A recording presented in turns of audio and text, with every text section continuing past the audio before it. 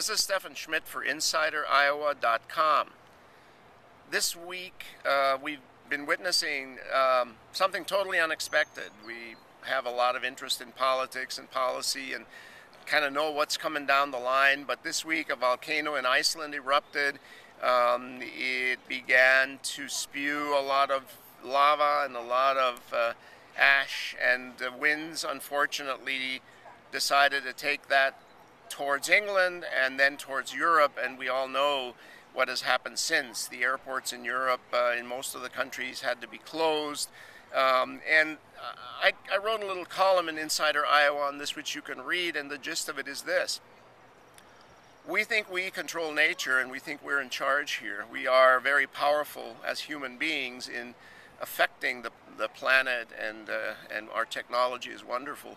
But every once in a while something comes along that makes us realize that we're not really in control of very much. The forces of nature, whether it's a huge earthquake, a hurricane, a tornado in the case of Iowa, or in this case volcanic eruptions, have power and are so magnificent that everything that we have kind of pales in front of that.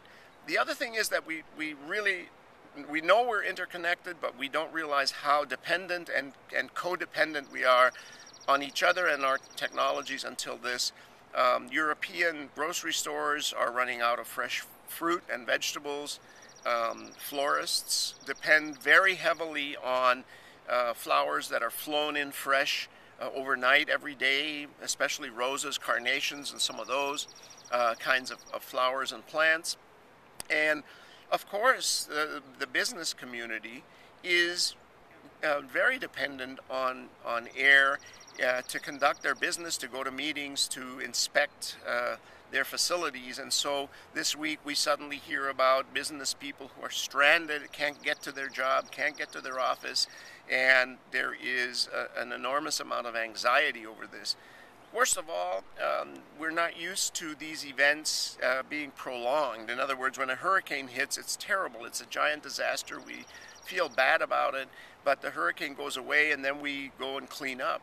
With these volcanoes, we didn't really, I think about how dependent we are on Iceland being nice and quiet. There are something like 120 or 30 volcanoes, of which maybe 15 or 16 are active, all of them in Iceland. And you can't imagine what would happen if more than one volcano were to erupt.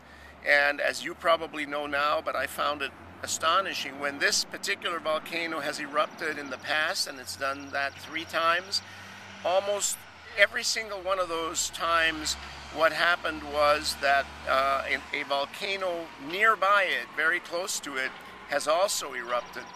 And that other volcano is 100 times more powerful, larger than the one that we are seeing now. So there is now an enormous amount of anticipation. What can we do? And the answer is we really can't do anything. We're going to have to just sit there and adjust to this. It's so bad that the British Navy actually sent 3 warships up and down the English Channel to pick up British citizens who were stuck on the European side, and one of them is going to Spain to pick up British soldiers who are coming back from Afghanistan who are stuck in Spain and can't get home. So in a way, although it is a disaster in many respects, hotels and airlines and others are getting very badly hit with this. It does remind us that we are just an occupant on this planet, and it's a moving and living thing. Tectonic plates are moving, the weather is moving, and when it really comes to crunch time, we are actually pretty dependent. So Stefan Schmidt for InsiderIowa.com reminding you to look out the window and see how the weather is. It might change by tomorrow.